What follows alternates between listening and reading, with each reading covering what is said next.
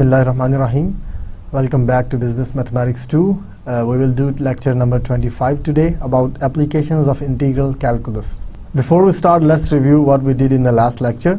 We covered section 19.3 about approximate integrals, or you can say methods of approximations. I mentioned last time that not all the functions are integrable. We did a lot of functions, we did a lot of rules of integration which covered quite many functions which we can integrate now by using those rules and those formulas, but still we have a lot of functions left for which there are no integration exists. Alright, so what we do for those functions, we approximate them by using different rules. The main three rules that we discussed in the last lecture were rectangle rule, trapezoidal rule and Simpson's rule. तो आज हम एक और example करेंगे. हमने कल एक example की थी, अगर आपको याद हो, integral from 0 to 4 x cube dx. तीनों रूल्स के लिए मैंने वही सॉल्व किया था. आज एक और एग्जाम्पल लेते हैं और तीनों रूल्स के साथ करते हैं. तो to reinforce the concept of approximating integrals, I guess के जो कल एक एग्जाम्पल हमने की थी वो हो सकता है आपके लिए काफ़ी ना हो, तो एक और एग्जाम्पल देख लें, आपको और ज़्यादा पता चलेगा कि फार्मूलाज को कैसे यूज़ करना है. ठीक है, तो एक एग्जाम्पल हम करेंगे, उसके बाद हम सेक्शन 19.4 की तरफ चलेंगे, which is about applications of definite integral. Alright, so let's consider an example for approximating integrals. All right,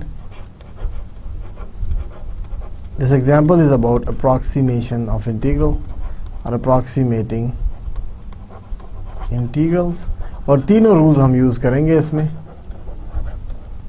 ठीक है, और जो एग्जाम्पल है गिवन ऑन पेज, अगर आपके पास बडनिक की बुक है तो ये एग्जाम्पल नंबर 20 है ऑन पेज 900 ऑफ बडनिक. ठीक है जी, page 900 of your book, Budnick book जो हम यूज़ कर रहे हैं. ठीक है, applied mathematics by Frank S Budnick. तो इसमें जो इंटीग्रल गिवन है वो है 0 to 2 1 over x square plus 1 dx. अगर आप देखें चैप्टर 18 और 19 जितनी भी हमने इंटीग्रेशन की है, हमने इस तरह का कोई फार्मूला नहीं देखा 1 over x square plus 1. Higher level पे अगर आप मैथमेटिक्स का कोर्स पढ़े ना तो इसका डायरेक्ट फार्मूला है हमारे पास. ठीक है, लेकिन इस कोर्स में नहीं है, मैं इसलिए आपको बताना नहीं चाहता क्योंकि वो फिर आपको कंफ्यूज कर देगा कि यार ये क्या कहाँ से आ गया ये इंटीग्रल. ठीक है, तो अगर आप रिकॉल करें तो इस किस्म के फंक्शंस के लिए हमने कहा था कि अगर नीचे कोई फंक्शन है f(x) तो ऊपर उसका डेरिवेटिव मौजूद होना चाहिए, तो फिर हम इंटीग्रल कर सकते हैं log of x.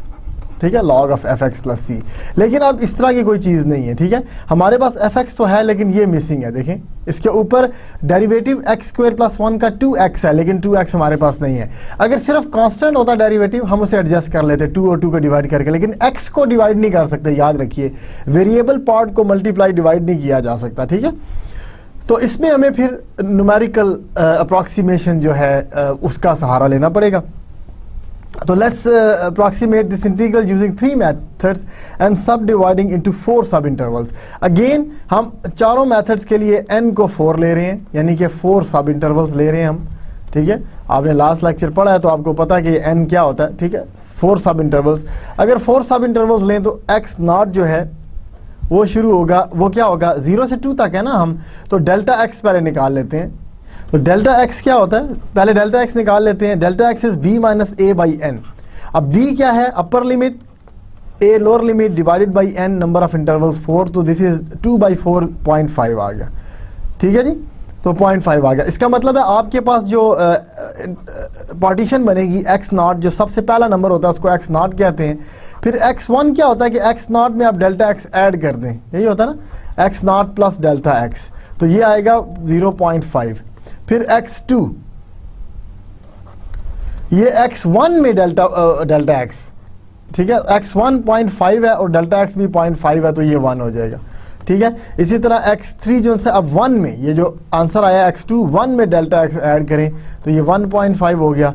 इसी तरह x4 जो है वो 2 हो जाएगा. ठीक है, 1.5 plus delta x which is 2. तो ये 4 वैल्यूज आ गई हमारे पास. तो x नॉट इधर मैं लिख देता हूँ इंटरवल के ऊपर 0.5 1 1.5 और 2, ठीक है जी। 0.5, 1, 1.5 और 2, तो ये आपकी पार्टीशन आ गई n = 4। देखें 4 इंटरवल्स बन गए, 0.5 है लेकिन इंटरवल्स 4 हैं, ठीक है।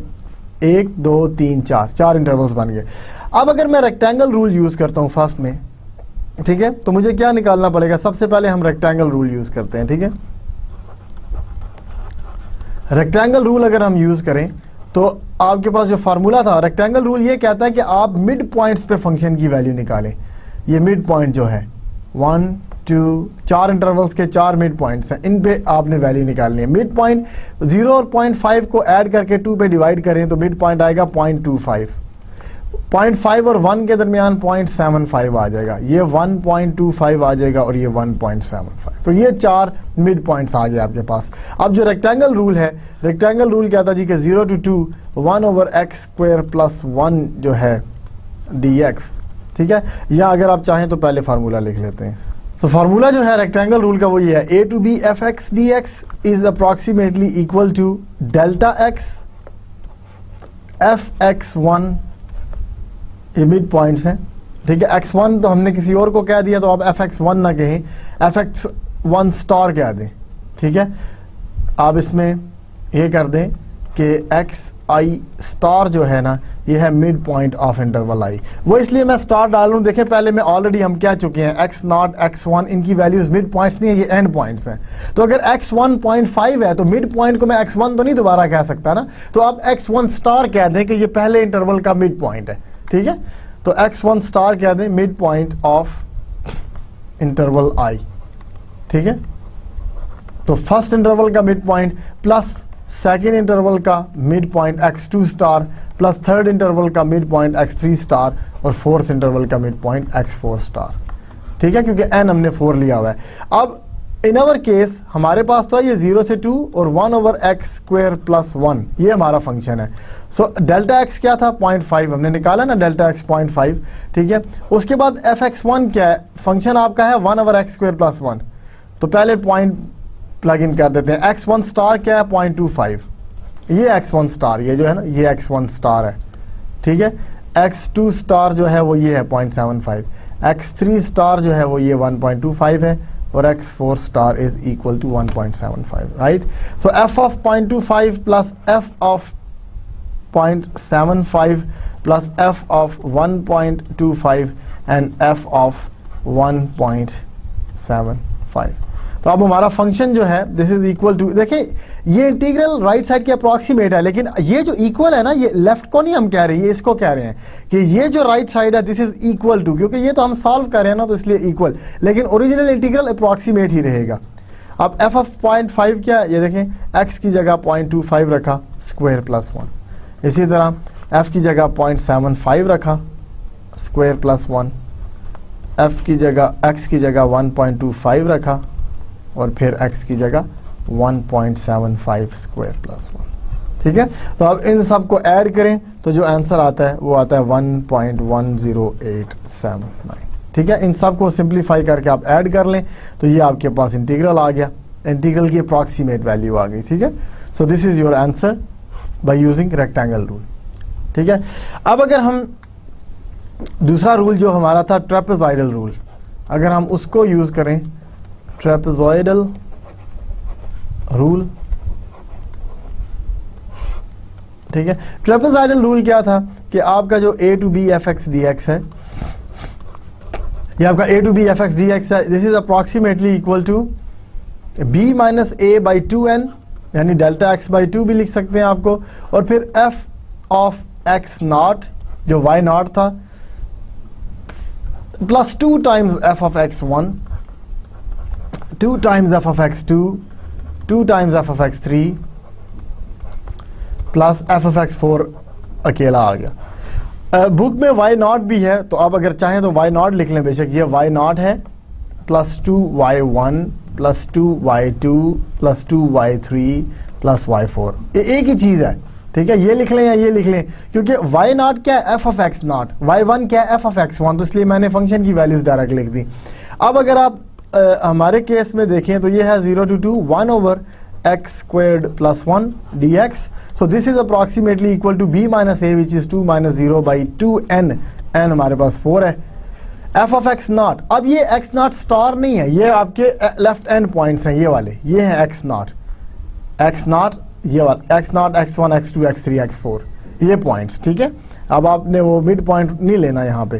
तो ये है f of 0 2 times f of 0.5 2 times f of 1 2 times f of 1.5 plus f of 2.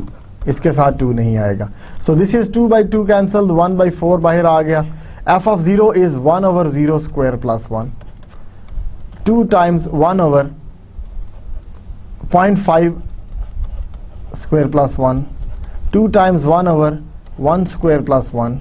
2 times 1 over 1.5 square plus 1 and then 1 over 2 square plus 1. ठीक है, तो ये सारे अगर आप ऐड करें तो आपके पास जो आंसर आएगा वो है 1 by 4, ये आता है 4.416. अगर आप इन सब को ऐड करें, ठीक है, मैंने तो बुक से देख लिया, आप ये कैलकुलेटर से ये 5 टर्म्स 1 2 3 4 5 टर्म्स ऐड करें, 4.416 आएगा. And this is equal to 4 पे डिवाइड करें तो 1.104.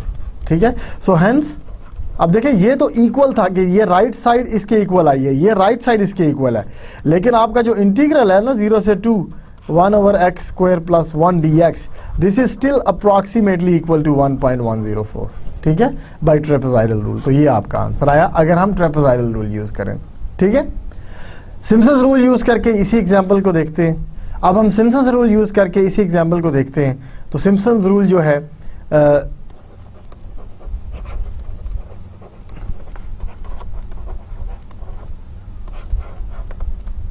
उसमें आपके पास जो a to b fx dx है, this is approximately equal to b minus a by 3n आता है इसमें, यही है ना सिम्पसन्स रूल में. ठीक है, 3n आता है और इसमें ये होगा कि पहला fx नॉट है, ये जो y नॉट था, फिर दूसरा 4 के साथ मल्टीप्लाई होता है, तीसरा 2 के साथ मल्टीप्लाई होता है, चौथा 4 के साथ मल्टीप्लाई होता है, पांचवा 2 से, लेकिन हमारे केस में पांचवा आखिरी है.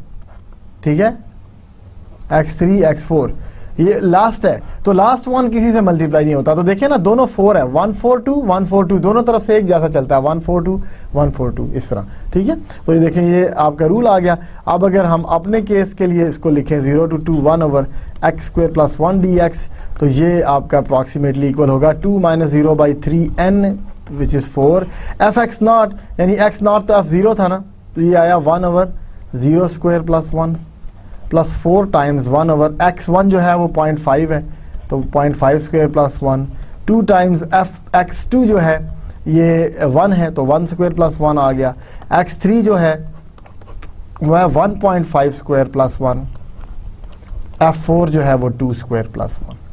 वैल्यूज वही है लेकिन कोएफिशिएंट्स चेंज हो गए, 4 to 4, उधर 2 to 2 था, इधर 4 to 4 हो गया और बाहर भी ये 3 की जगह 2 था. अब ये राइट साइड को अगर आप सिंप्लीफाई करें 1 by 6 आता है, 2 4 2 2 4, और इसको अगर ऐड कर दें आप तो आपके पास आएगा 6.632.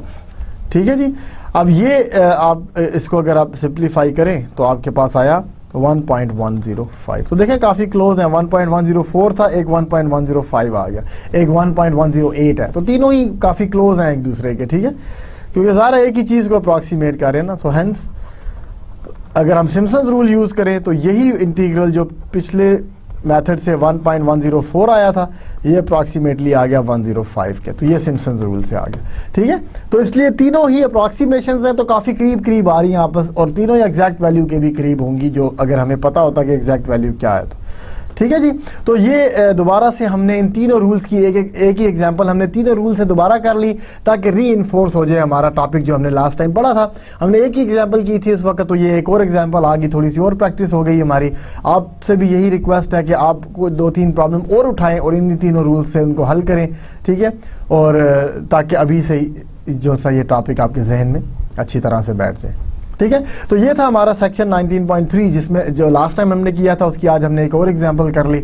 इसके बाद सेक्शन 9.4 है जिसमें एप्लीकेशंस हैं इंटीग्रल कैलकुलस की, तो वो एग्जांपल्स के थ्रू हम कुछ एप्लीकेशंस करेंगे. 3-4 एग्जांपल हम आज करेंगे, देखेंगे कि इंटीग्रेशंस किस किस जगह पे हमारे काम आ सकती है. तो applications of integral calculus which is our next topic. सबसे पहले हम रेवेन्यू की एप्लीकेशन पढ़ते हैं। In chapter 18, we discussed how the total revenue function can be determined by integrating the marginal revenue function। अगर आपको याद हो कि marginal revenue होता है revenue का डेरिवेटिव, तो अगर हम इंटीग्रेट कर दें तो रेवेन्यू फंक्शन मिल जाएगा, क्योंकि इंटीग्रेशन और डेरिवेटिव ये आप इनवर्स प्रोसेसेस है ना, डेरिवेटिव लें दोबारा इंटीग्रल ले लें तो फंक्शन वापस आ जाता है आपके पास, ठीक है। इंटीग्रेशन और डेरिवेटिव ये एक दूसरे को कैंसिल कर देते हैं। As a simple extension of this concept assume that the price of a product is constant at a value of $10 per unit and the marginal revenue function is this. अब देखें उसने कहा जी कि प्राइस ऑफ अ प्रोडक्ट जो है वो constant value है $10 per unit, $10 per unit. इसका मतलब है कि ये आपको मार्जिनल रेवेन्यू गिवन है, ठीक है, क्योंकि आपको मार्जिनल रेवेन्यू क्या देता है, मार्जिनल रेवेन्यू एक यूनिट की प्राइस ही देता है ना आपको। मार्जिनल रेवेन्यू कहता है कि अगर हमने कुछ यूनिट्स प्रोड्यूस कर ली हैं ऑलरेडी, तो नेक्स्ट यूनिट की क्या प्राइस होगी। अगर आप याद करें मार्जिनल रेवेन्यू क्या था कि जितने भी आपने यूनिट प्रोड्यूस कर लिए हैं 10, 15, 20, 100, 50 जितने भी आपने कर लिए हैं, अब इस लेवल पे अब नेक्स्ट यूनिट की प्राइस, तो नेक्स्ट 1 यूनिट की प्राइस देखना चाहते हैं आप, ठीक है। यहां पे वो कहता है कि प्राइस है ही कांस्टेंट, तो जितने मर्जी प्रोडक्शन हो जाए नेक्स्ट यूनिट की प्राइस $10 है। यही लिखा ना उसने कि प्राइस पर यूनिट जो है वो $10 है। जो मर्जी जितना मर्जी आप यूनिट प्रोड्यूस करें, 100 के बाद करें या 1000 के बाद करें, एक यूनिट प्रोड्यूस करने की प्राइस कांस्टेंट है। तो इसलिए हमारा मार्जिनल रेवेन्यू कांस्टेंट आ गया 10, कि किसी भी लेवल पे अगर आप मार्जिनल रेवेन्यू देखेंगे तो वो कांस्टेंट होगा। Where x equals the number of units sold, total revenue from selling X units can be determined by integrating the marginal revenue function between 0 and X. For example, the total revenue from selling 1500 units can be computed as this. अब देखिए ये हमारे function में ये जो X था MR is equal to FX, ये हमारे एग्जाम्पल में ये X है नंबर ऑफ यूनिट सोल्ड, और ये आगे कांस्टेंट फंक्शन है, X का फंक्शन नहीं आ रहा क्योंकि गिवन ही ऐसे है।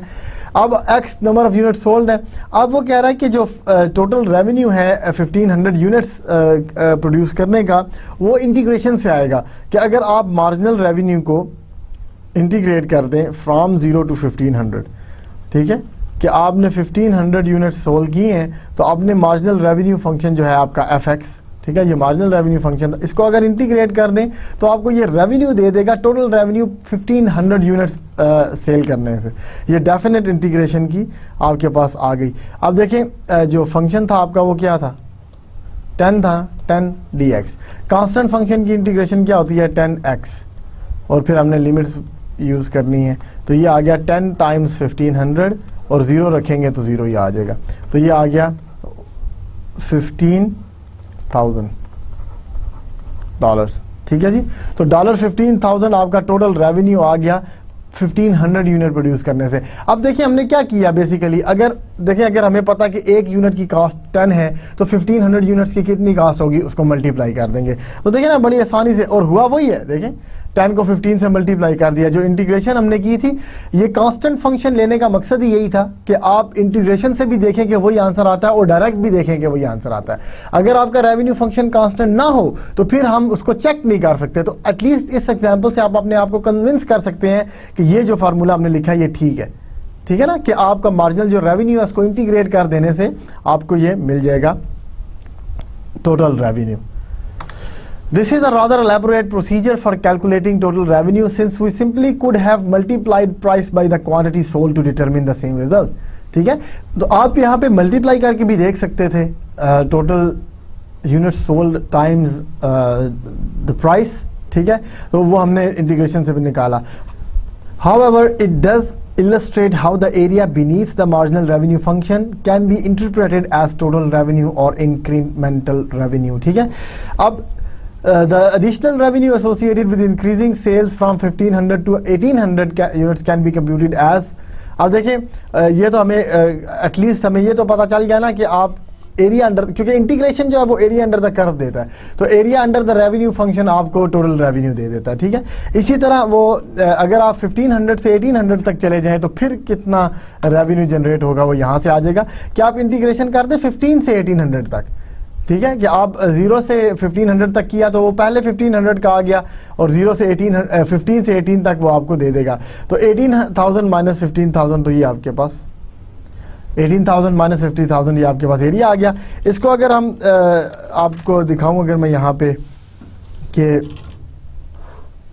कांस्टेंट फंक्शन था आपका fx, तो ये 10 है, तो ये आपका रेवेन्यू फंक्शन आ गया, ये आपका मार्जिनल रेवेन्यू फंक्शन है, ठीक है। तो लेट्स से दिस इज 1500, तो ये देखें ये 1500 एरिया, ये फंक्शन है आपका fx, इसको इंटीग्रेट हमने किया 0 से 1500 तक, तो ये एरिया आ गया। अब ये एरिया रेक्टेंगल है, रेक्टेंगल ये 1500 है, तो इसकी ये लेंथ 1500 आ गई, ठीक है, और हाइट क्या है 10, तो अगर आप इन दोनों को मल्टीप्लाई करें तो सेम एरिया आएगा। अब वो कह रहा है ये जो 3000 आया ना, वो 15 से 18 तक जाने के लिए, ये 15 से 18 तक अगर हम जाएं 1800, ठीक है, तो फिर ये वाला एरिया, ये एरिया आ रहा है, ये ऊपर वाला जो 3000 है ये वाला, ठीक है। अब देखें इसकी लेंथ कितनी है, इसकी लेंथ है 300, 1800 माइनस 1500, और हाइट अभी भी 10 ही है, हाइट अभी भी 10 ही है, तो अगर 300 को 10 से मल्टीप्लाई करें तो ये देखें 3000 आ जाएगा, ठीक है। तो ये देखें areas under the curve over the given interval आपको दे रहा है मार्जिनल टोटल रेवेन्यू और इंक्रीमेंटल रेवेन्यू, ठीक है।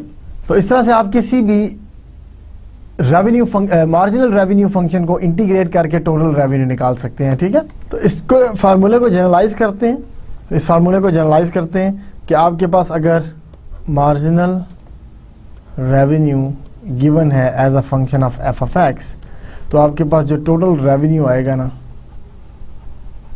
ठीक है, ये आ जाता है 0 से उस पॉइंट, किसी भी पॉइंट x तक जो भी आपको x गिवन है, और एफ एक्स डी एक्स अगर इंटीग्रेट करें, so this is not just revenue, this is revenue function of x, ठीक है जी, ये रेवेन्यू फंक्शन आ जाएगा आपका।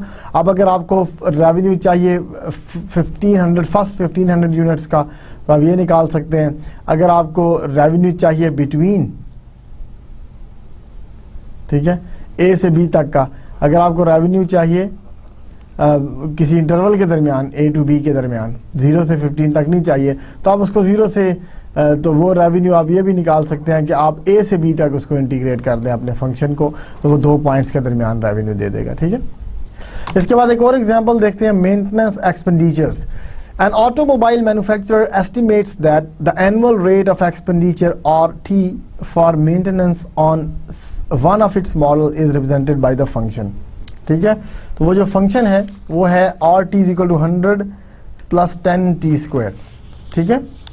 तो RT आपके पास है, ये एक्सपेंडिचर है R of T, ठीक है, और ये है 100 plus 10t square, ये आपके पास फंक्शन गिवन है कि इतना अगर टी ऑटोमोबाइल मैन्युफैक्चर चाहे तो उसका अगर टी एज हो आपकी किसी भी ऑटोमोबाइल पे, तो उसकी जो मेंटेनेंस कॉस्ट आएगी वो इस तरह से है। तो जितनी पुरानी होती, देखें प्लस है ना, टी को इंक्रीज करते जाए और भी इंक्रीज होता जाएगा। इसका मतलब है कि जितनी पुरानी होती जाएगी आपकी गाड़ी, उतना ही ज़्यादा उसका मेंटेनेंस का खर्चा होता जाएगा, ठीक है। Where T is the age of the automobile stated in years and RT is measured in dollars per year. This function suggests that when the car is 1 year old, maintenance expenses are being incurred at the rate of 190 per year. ठीक है? This function suggests that when the car is 3 years old, maintenance expenses are being incurred at the rate of R3. तो इसमें जो भी t की value है वो डालेंगे तो वो 3 साल बाद जिस हिसाब से वो आपको अखराजात दे रही होगी वो आ जाएंगी $190 पर ईयर, ठीक है जी। तो ये आपने निकाल लिया। As would be anticipated, the older the automobile, the more maintenance is required. The following figure illustrates a sketch of the rate of expenditure function. जो अगर आप इसको स्केच करें अपने एक्सपेंडिचर फंक्शन को, तो ये इस तरह से जा रहा है ऊपर, ये इस तरह से, ये है आपका फंक्शन RT, ठीक है। तो अगर आप 5 साल का एक्सपेंडिचर निकालना चाहते हैं तो आप इंटीग्रेट कर दें इसको, ठीक है। तो ये आपका फंक्शन है, ये नीचे वाला एरिया आ जाएगा, ठीक है। तो the area under this curve between any two values of t is a measure of the expected maintenance cost during that time interval. The expected maintenance cost during the first 5 years are computed as this. अगर मैं ये 5 साल का पहले 0 से 5 तक integrate करूँ ना इसको, तो ये पहले 5 साल का मुझे एक्सपेंडिचर दे देगा, ठीक है। तो वो आपको करना पड़ेगा 0 से 5 तक RT को इंटीग्रेट, RT dt 0 से 5 तक, ठीक है। तो ये आपके पास ये 100t plus 10t cube 100 plus 10t square dt। अब इसको इंटीग्रेट करें तो ये आएगा 100t प्लस 10t³/3, ठीक है। ये आपका इंटीग्रल आ गया और आपने 0 से 5 तक वैल्यू निकालनी है। तो 5 रख दें, तो 5 रखेंगे तो ये 500 आएगा, प्लस 125 तो 2050/3, और -0 करने से सब कुछ 0 ही हो गया।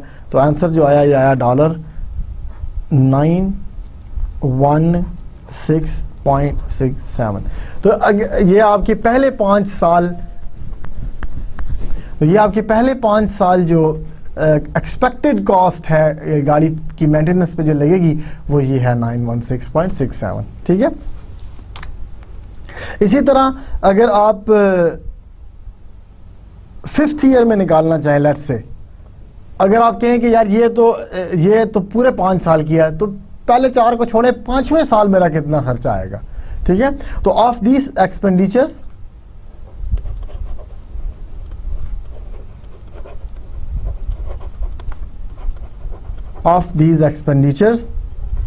those expected in the 5th year, इन्हीं में से जो 5वें साल में आएंगी,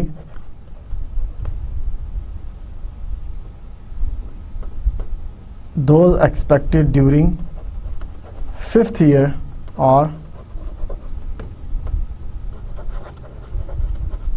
estimated as, अब अगर आप 4 से 5 तक इसको इंटीग्रेट कर देना तो ये 5th ईयर में आएगा, ठीक है ना, क्योंकि 4 का मतलब 4 साल पूरे हो गए और 4 से लेकर 5 तक 5वां साल चल रहा है ना आपका, तो ये 5वें साल में आ गई। तो इंटीग्रल था 100t प्लस 10t³/3, ठीक है। इसको आप 4 से 5 तक इंटीग्रेट कर दें, तो पहले 5 रिप्लेस करेंगे तो आपके पास वही $916 आएगा 0.67, और जब 4 रिप्लेस करेंगे तो आपके पास आएगा 613.33, ठीक है। ये वैल्यूज आएंगी, तो ये आ गया आपके डॉलर में 303.34। तो ये है जो सिर्फ 5, अब देखिए पहले 4 साल में आपके सिर्फ 613 लगे हैं। ये देखिए ये है, ये वो है जो फर्स्ट 4 ईयर्स में थे, ये फर्स्ट 5 ईयर्स में से, फर्स्ट 5 ईयर में से फर्स्ट 4 ईयर आपने माइनस किया तो 5वां साल आ गया। तो पहले 4 साल में इतना खर्चा नहीं हुआ जितना 5वें साल हो गया, तो ज़ाहिर है जितनी कार पुरानी हो जाएगी आपका खर्चा बढ़ता चला जाएगा, ठीक है। तो ये एक और एग्जांपल थी जिसमें इंटीग्रेशन यूज़ हुई है हमारी, कोई ऐसी चीज़ हमें रेट ऑफ दिया हुआ था एक्सपेंडिचर और हमने इंटीग्रेट करके टोटल एक्सपेंडिचर निकाल लिए, ठीक है। एक और एग्जांपल है फंड रेजिंग के बारे में। A state civic organization is conducting its annual fundraising campaign for its summer camp program for the disadvantaged. Campaign expenditures will be incurred at a rate of 10,000 per day. From past experience, it is known that contributions will be high during the early stages of the campaign and will tend to fall off as the campaign continues. The function describing the rate at which contributions are received is this. अब ये contribution receive होने की आपके पास function है और ये आस्ता आस्ता डिक्लाइन हो रहा है। ज़ाहिर आप कोई भी कंपेन स्टार्ट करते हैं, लोग आपको पहले काफ़ी सारे contributions देते हैं, चंदे देते हैं, सब कुछ करते हैं। आस्ता आस्ता लोगों का ज़ाहिर आपने जेब भी देखनी है तो कंपेन वो कम हो जाती है। तो कोई कंपेन है उसके लिए फंड रेजिंग, कोई समर कैंप लगा रहे हैं डिसएडवांटेज लोगों के लिए, तो उसके लिए कंपेन चलाई उन्होंने कि फ़ंड रेज किया जाए। अब शुरू में तो फंड ज़्यादा आते गए लेकिन आस्ता आस्ता डिवाइड होते गए, लेकिन किसी भी टाइम पे जो फंड है वो इस रेट पे रिसीव हो रहे होंगे, CT। तो this is the rate of funds जो है, इनकमिंग फंड्स हैं जो, where T represents the day of the campaign and CT equals the rate at which contributions are received, measured in dollars per day. The organization wishes to maximize the net proceed from the campaign. अब ये maximise, वो कह रहा जी कि organisation जो है वो maximise करना चाहती है जो नेट प्रोसीड्स है ना, जितनी कंपेन के आपके पास आए हैं उसको मैक्सिमाइज कैसे किया जाए। What are total campaign expenditures expected to equal. सबसे पहला question, what are total contribution expected to equal, what are the net proceeds, यानी कि टोटल कंट्रीब्यूशन में से आप एक्सपेंडिचर्स माइनस कर दें, जितनी कंट्रीब्यूशन आई है और जितने आपके एक्सपेंस हो रहे हैं उनको माइनस करेंगे तो नेट आपके पास आ जाएगा, जो प्रोसीड्स हैं वो आ जाएंगी, ठीक है। तो सबसे पहले तो देखें वो कह रहा जी the function which describes the rate at which expenditures are incurred is 10,000, क्योंकि ये हमें गिवन है ना, ये देखें ये उसने कहा ना कि कंपेन एक्सपेंडिचर जो है वो हर रोज के $10,000 पर डे लगेंगे, तो ये एक्सपेंडिचर्स हैं, ठीक है, तो ये हमने लिख लिया, उसको ई लिख दिया, E for expenditure, C for contributions, ठीक है, इसलिए वो सी टी फंक्शन था, ये ई टी आ गया। अब ये कांस्टेंट है क्योंकि हर रोज इतना ही खर्चा हो रहा है हमारा। The following figure illustrates the two functions. अब ये फॉलोइंग फिगर में दो फंक्शन मैं आपको बना के दिखाऊंगा, ठीक है। So the following figure illustrates the two functions as long as the rate at which contributions are made exceeds the rate of expenditures for the campaign, net proceeds are positive. Refer to the following figure. तो वो figure आपको मैं बना के दिखाता हूँ।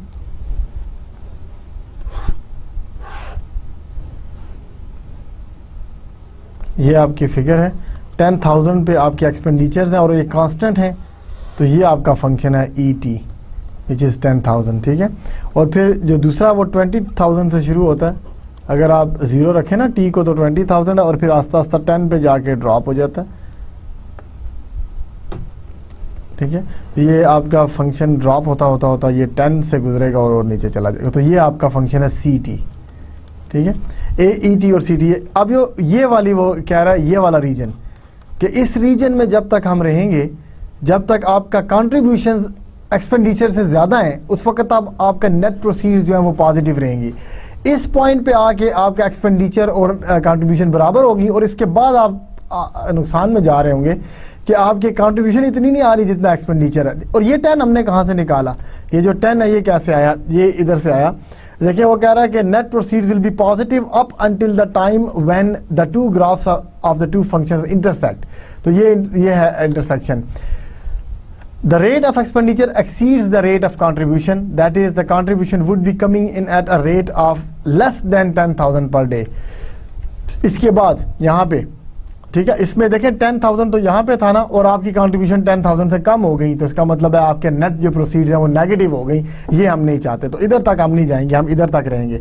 ये 10 कहाँ से आया, ठीक है ना, ये कैसे आया, ये इन दोनों को इक्वल करके, ये देखें the graph of the two function intersect when C T is equal to E T. ये सी टी है, ये ई टी है, अगर इनको इक्वल करें तो आपके पास टी स्क्वायर टी की वैल्यू आ जाएगी। अगर आप इसको सिंप्लीफाई करें तो टी स्क्वायर जो है 10,000 माइनस 10,000 डिवाइडेड बाई, तो ये 10,000 डिवाइडेड बाई 100 और अब ये 100 बच गया, तो टी जो था वो प्लस माइनस 10 आ रहा है। प्लस माइनस 10 है तो माइनस को तो हम हटा देंगे ना, टी को प्लस 10 ही लेंगे हम, कि टी तो है टाइम, तो टाइम माइनस में तो नहीं होता, हमने पॉजिटिव लेना सिर्फ, ठीक है। तो नेगेटिव रूट मीनिंगलेस है यहाँ पे, तो ये आपके पास यहाँ से आया ये 10, ठीक है। तो एग्जैक्ट 10 पे ये दोनों मैच कर गए, ठीक है। तो ये 10 से पहले इसका मतलब है 10 दिन तक ये ठीक है, 10 दिन के बाद हम कैंप नहीं चला सकेंगे, ठीक है। उसके बाद जो सेकंड है टोटल कैंपेन एक्सपेंडिचर्स और अब ये क्या पहला क्वेश्चन हमारा क्या था कि determine how long the campaign should be conducted in order to maximise net proceeds, what are total campaign expenditures expected to equal, what are total contribution expected to equal and what are the net proceeds। अब ये 4 questions के हमने जवाब देने हैं। सबसे जो पहला है क्वेश्चन, उसका जवाब देने के लिए देखें हमें पहले एक्सपेंडिचर्स देखने पड़ेंगे। पर डे एक्सपेंडिचर थे 10,000, तो the function which describes the rate at which expenditures are incurred is E T is 10,000। ये कांस्टेंट है, हर रोज जो मर्जी टी हो आपका 10,000 ही रहेगा। The following figure illustrates the two functions as long as the rate at which contributions are made exceeds the rate of expenditures for the campaign, net proceeds are positive। अब देखें यहाँ पे इस ग्राफ में ये सी टी का graph है, ठीक है, और ये ई टी का ग्राफ है। जब तक सी टी ई टी से ऊपर है उस वक्त नेट प्रोसीड्स उस वक्त तक पॉजिटिव रहेंगी, और जिस पॉइंट पे ये इंटरसेक्ट करेंगी तो ये नेट प्रोसीड्स जो ज़ीरो हो जाएंगी, क्योंकि जितनी कंट्रीब्यूशन थी उतना ही एक्सपेंडिचर है, तो आपके पास कुछ भी ना बचा और उसके बाद नेगेटिव हो जाएंगे। तो ये काम हम नहीं चाहते, तो हम कब तक रन करेंगे अपनी कैंपेन, जब तक ये चीज़ें बराबर नहीं हो जाती। तो ये इस पॉइंट तक, ठीक है, तो 10 तक हम रन करेंगे। लेकिन ये 10 कहाँ से आया, ठीक है, ये आपका कहाँ से आया, जब आप इन दोनों को इक्वेट करेंगे। इस 10 के लिए आपने क्या करना है कि ये वो टाइम है जब सी टी और ई टी बराबर है, ठीक है।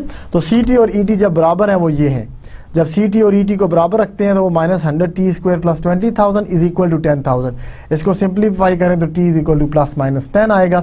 तो प्लस माइनस 10 जो है वो इस ग्राफ में भी अगर आप देखें तो टी प्लस और माइनस 10 है, लेकिन माइनस जो है वो मीनिंगलेस है, नेगेटिव जो है वो मीनिंगलेस है यहाँ पे, क्योंकि ये तो डेज की बात कर रहा है, ठीक है, तो ये मीनिंगलेस है आपके पास, ठीक है। तो टी शुड बी प्लस 10, तो ये यहाँ से ये 10 आ गया आपके पास, ठीक है।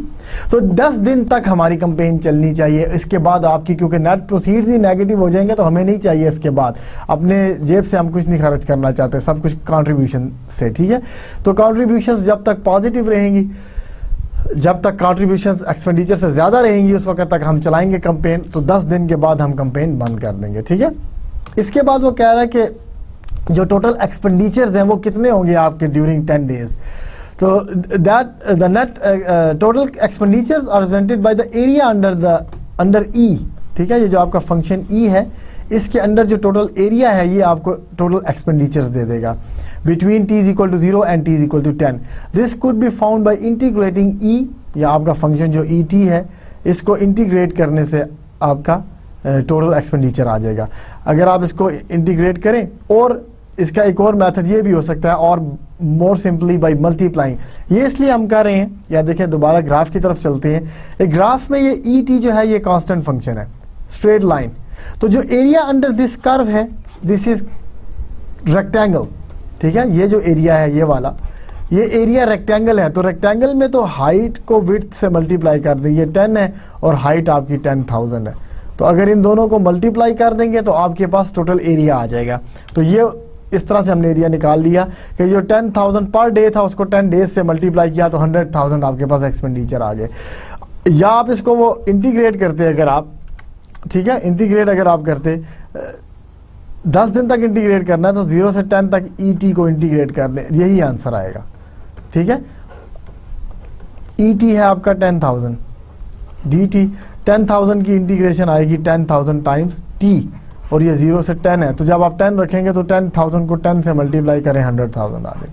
तो वही आंसर आना था जो यहाँ से आना था, क्योंकि ये फंक्शन कांस्टेंट था ना, तो हमने सिंपली मल्टीप्लाई कर दिया। Next, total contribution during 10 days. अब कह रहा है टोटल कंट्रीब्यूशंस कितनी हुई आपकी 10 दिन के दरमियान during 10 days are represented by the area under C. अब आपके पास जो कर्व सी है ना उसको इंटीग्रेट करने से आएगा, और सी कांस्टेंट नहीं है इसलिए हमें इसको इंटीग्रेट करना पड़ेगा।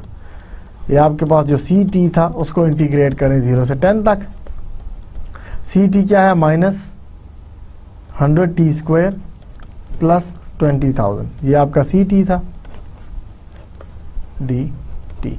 अब इसको इंटीग्रेट करें तो ये आएगा -100t³ 3 और 20,000 t, ठीक है जी, ये आ गया, और 0 से 10 तक। तो आप 10 रिप्लेस करें इसमें तो आएगा, 10 रिप्लेस करें तो ये 1000 आ गया, डिवाइडेड बाई 3, और 20,000 के साथ भी 10 आ जाएगा, और फिर 0 से ये सब कुछ 0 हो जाएगा तो उसको रिप्लेस करने की ज़रूरत ही नहीं है।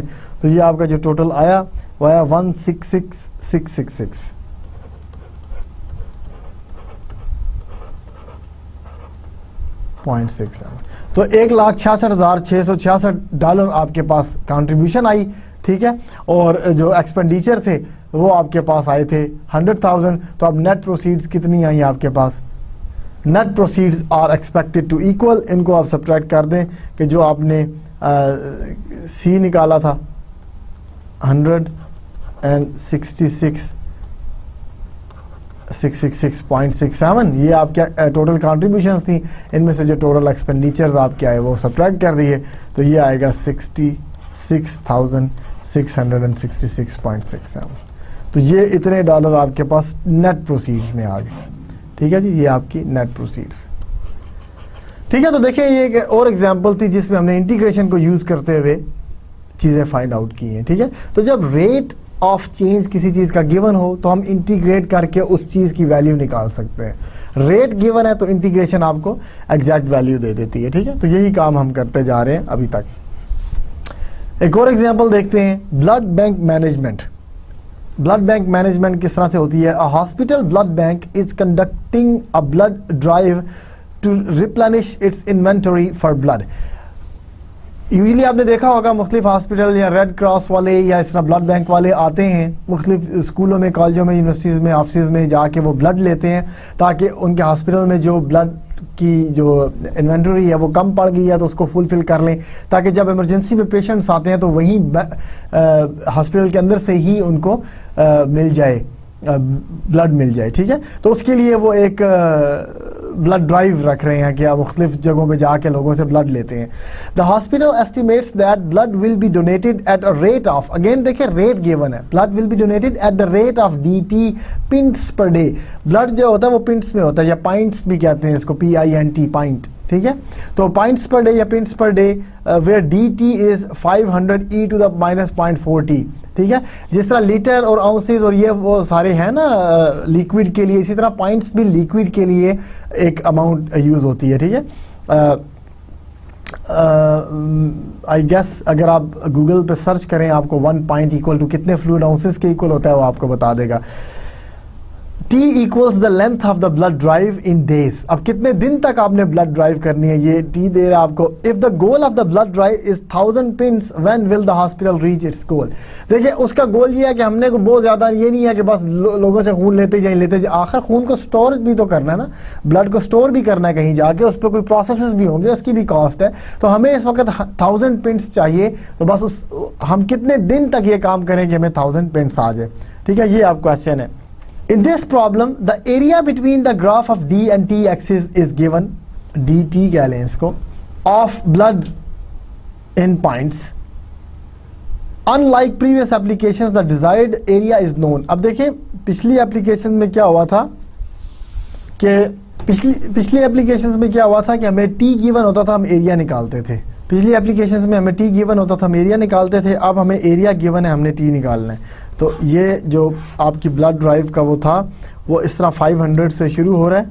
ठीक है, D जो फंक्शन है आपका, और ये एक्सपोनेंशियली डिके हो रहा है। देखें E टू द ना, ये जो आपका D गिवन है ये 500 से शुरू हो रहा है और E to the minus 0.4t है।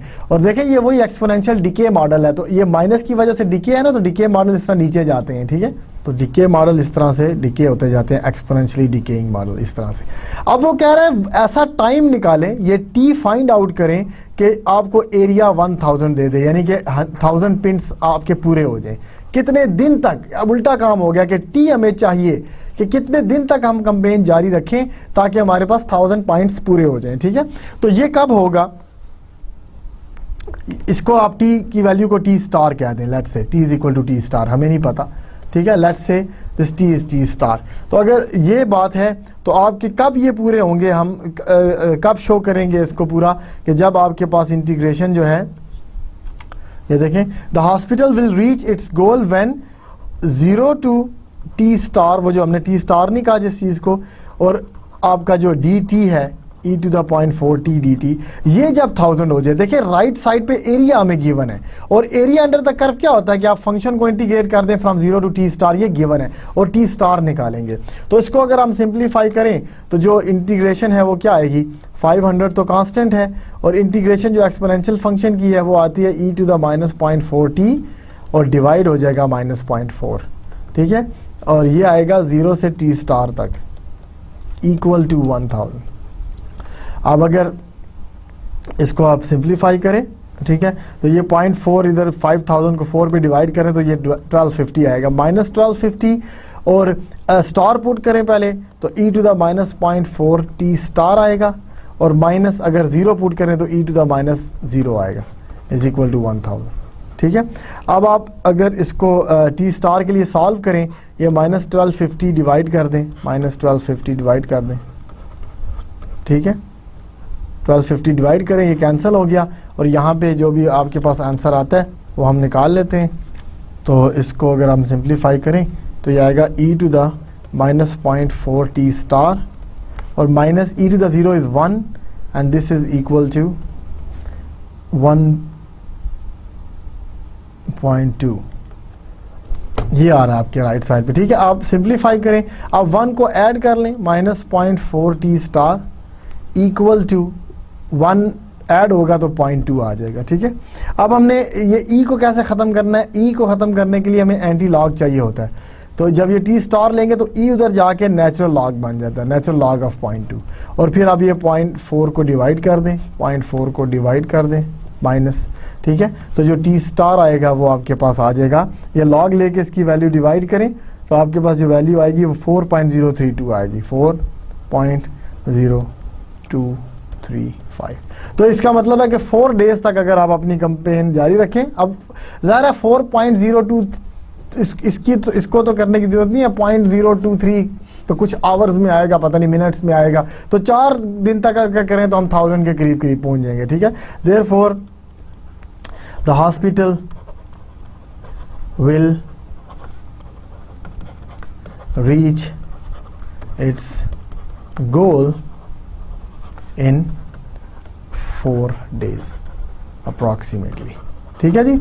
अप्रॉक्सीमेटली वो 4 दिन में अपना गोल अचीव कर लेगा, ठीक है। तो ये देखिए, ये फिर एक एप्लीकेशन थी इंटीग्रेशन की कि आपको रेट दिया हुआ था eight which the blood is coming, ठीक है। और फिर उसने कहा कि कितने दिन तक हम ब्लड ड्राइव करें कि 1000 पॉइंट्स पूरा हो जाए, तो हमने क्या किया कि हमें एरिया गिवन था, हमने टी स्टार निकाल लिया। इससे पहले क्या होता था कि लिमिट्स गिवन होती थी, हम एरिया निकालते थे, ठीक है। तो इसमें ये होता है कि अगर इंटीग्रेशन का आंसर आपको पता है और one of the limit is variable, तो आप उसको in terms of that variable एक इक्वेशन बनाएं और उस इक्वेशन को सॉल्व करके अननोन लिमिट की वैल्यू निकाल लें, ठीक है। कंज्यूमर सरप्लस एक और एग्जांपल है इंटीग्रेशन के लिए। One way of measuring the value or utility that a product holds for a consumer is the price that he or she is willing to pay for it, ठीक है। Consumer की जो value है ना, utility of the product hold, तो वो कह रहा है कितनी वो प्राइस पे करना चाहता है किसी कमोडिटी के लिए। Economics contend that consumers actually receive bonus or surplus value from the products they purchase according to the way in which the marketplace operates, ठीक है। तो वो कह रहे हैं कि कंज्यूमर अगर विलिंग है, फर्ज करें आप एक चीज़ लेने जाते हैं, आप 100 रुपया विलिंग है उसको पे करने में, लेकिन आप मार्केट सर्च करने के बाद आपको वही चीज़ 90 रुपीज़ में मिल जाती है, तो आपको 10 रुपये का फ़ायदा हो गया ना बेसिकली, कि आप तो ज़हन बना के गए थे कि 100 रुपया मेरा इस चीज़ पे लग जाएगा, लेकिन 90 रुपये में काम हो गया। तो ये 10 रुपीज़ जो है ना, ये आपका सरप्लस है, आपको फ़ायदा हो गया इस चीज़ का, आपके पास बच गए, ठीक है। तो अब जो एक फिगर गिवन है, मैं आपको फिगर बना के बता देता हूँ।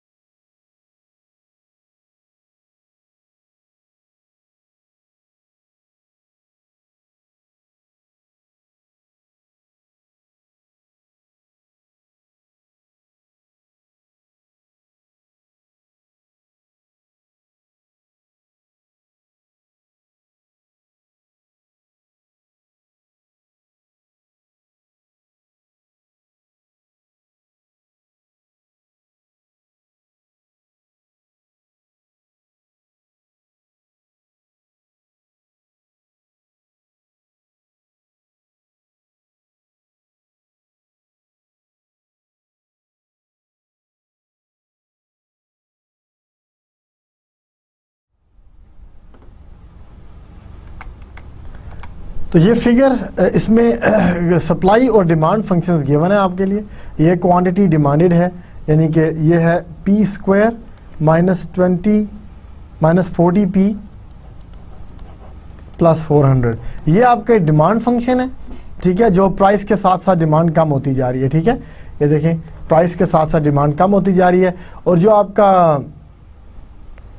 आपका क्वांटिटी सप्लाइड है वो 10p है which is a linear function, तो ये टाइम के साथ साथ सप्लाई इंक्रीज होती जा रही, ठीक है। अब प्राइस के साथ साथ सप्लाई इंक्रीज हो, ये आपके पास है। अब ये जो इंटरसेक्शन है, ठीक है, ये 10 पे आ रहा है इन दोनों का। जब प्राइस 10 हो तो सप्लाई और डिमांड इक्वल हो जाती हैं, उसके बाद ऐड हो जाती है, ठीक है ना। ये जो है ना, ये जो एरिया है, ठीक है, जिसमें इसको कहते हैं कंज्यूमर सरप्लस, ठीक है, this is your consumer surplus. The above figure portrays the supply and demand functions for a product. Equilibrium occurs when a price of $10. इसको यहाँ पे क्वांटिटी सप्लाइड और क्वांटिटी डिमांडेड इक्वल होती है ना, इसको इक्विलिब्रियम कहते हैं। ये जो है इक्विलिब्रियम प्राइस, ठीक है, इक्विलिब्रियम, कि आपकी मार्केट इक्विलिब्रियम में है इस वक्त, कि जितनी डिमांड है उतनी सप्लाई है, सब ठीक चल रहा है, कोई मसला ही नहीं है, ठीक है। ये इक्विलिब्रियम है आपका। और दोनों जो क्वांटिटीज़ और डिमांड और सप्लाई हो रही है वो 100 यूनिट्स पे हो रही हैं, ठीक है। ये देखिए quantity demanded and quantity supplied दोनों 100 यूनिट पे, ठीक है।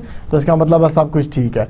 If dollars are used to represent the value of this product to consumers, our accounting practices would suggest that the total revenue, which is $10 times 100 units is equal to 1000, is a measure of the economic value of the product, ठीक है।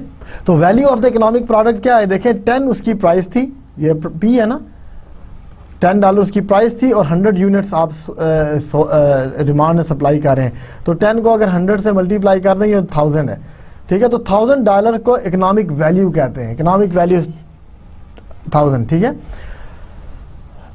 The area of the rectangle ABCE represents this measure of value, ठीक है।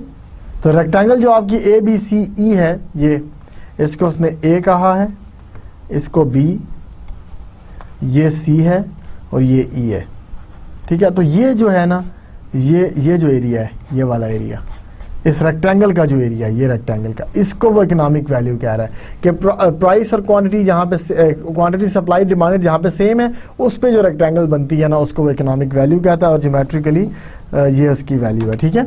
इसके बाद however if you consider the nature of demand function, there would have been a demand for the product at price higher than $10.